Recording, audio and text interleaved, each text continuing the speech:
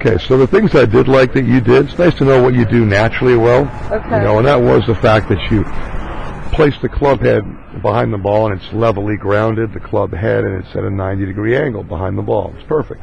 Club and ball for an iron like we have in your hands is in the center of your stance, which is ideal.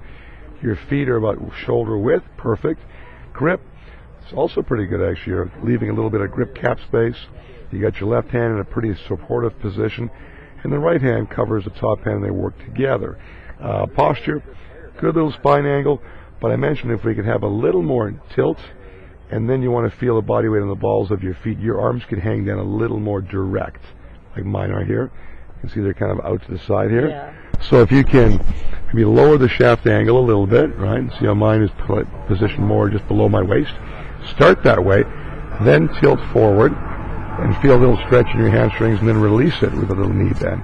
That way, as you felt, you'll be more in the middles or balls of your feet, more stabilized. Because everything else, position-wise, looks pretty solid.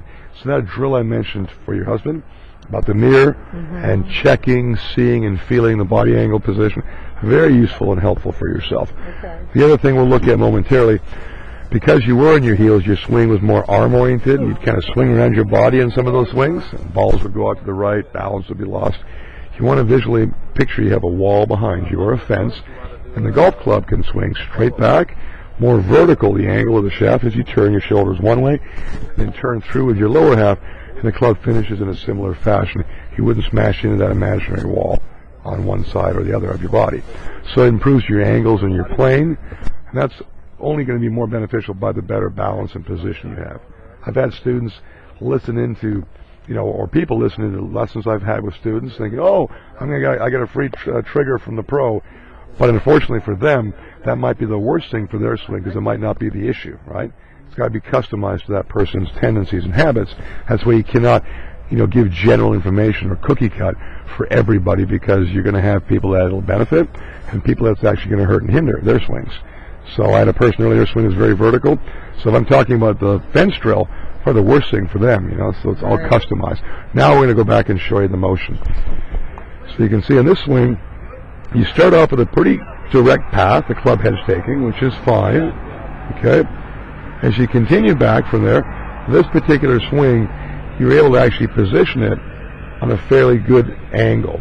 Okay, see that? It's not bad. At the very end of the swing at the top, you can see it goes a little bit to the side. Right. And see how your wrist position is versus mine, right? I bent. So your wrist is more what they call, that's like tiger. That's why it's the problem this week. It's more bowed. You don't want to be bowed or really cupped. You want to have that left wrist more in a straight angle with your forearm. Is that from bringing my club back too far?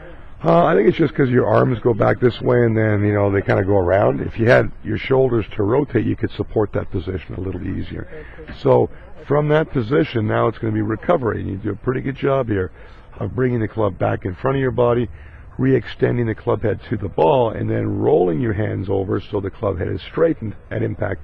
But you can see even your follow-through. I understand the sandals thing. You can't quite clear all the way through, but you could finish far more naturally when we had you in a position to turn your core muscles back and through more effectively. So just a couple little things to work on. The drills I mentioned that you can also try to look to do, and that should help things out a little bit.